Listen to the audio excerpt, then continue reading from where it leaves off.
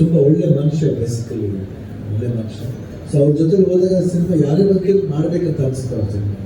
ಅಷ್ಟೊಂದು ಒಳ್ಳೆ ಬೇಬಿ ಅವ್ರಿಗೆ.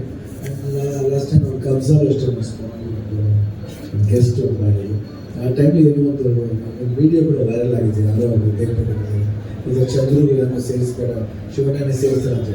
ಅದೆಲ್ಲ ಸುಮ್ಮನೆ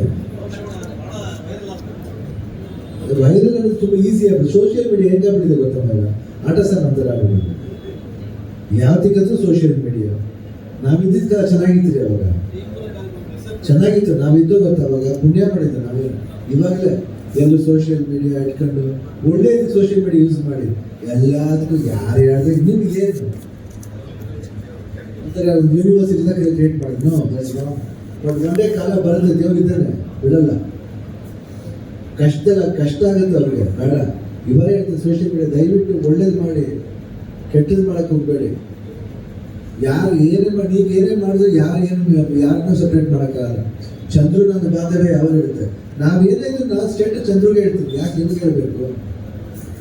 ದಯವಿಟ್ಟು ಅದೆಲ್ಲ ಕೆಲಸ ಮಾಡಬೇಡಿ. ದಯವಿಟ್ಟು ಒಳ್ಳೆ ಕೆಲಸ ಮಾಡಿ. ಇದೊಂದು ಒಳ್ಳೆ ಮೀಡಿಯಂ ಇದು. ಈ ಮೀಡಿಯಮ್ನ ಕೆಡಿಸ್ಬೇಡಿ. ಒಂದು ಎಥಿಕ್ಸ್ ಅಂತ ಇರುತ್ತೆ, ಜರ್ನಲಿಸಮ್ ಎಥಿಕ್ಸ್ ಅಂತ ಇರುತ್ತೆ.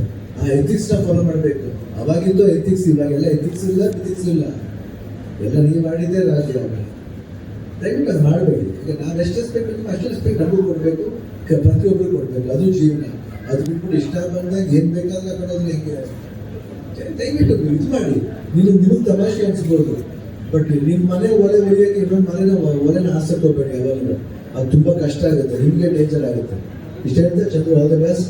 ಡೋಂಟ್ ವರಿ, ಯಾವ ಮೀಡಿಯಾನು ಏನು ಮಾಡೋಕ್ಕಾಗಲ್ಲ. ಯಾಕಂದ್ರೆ ನಮ್ಮ ಮೀಡಿಯಾ ಇಬ್ಬರು ಚೆನ್ನಾಗಿರ್ಬೇಕು. ಯಾವ ಮೀಡಿಯಾ ಬಂದು ಏನು ಮಾಡೋಕ್ಕಾಗಲ್ಲ. All the best.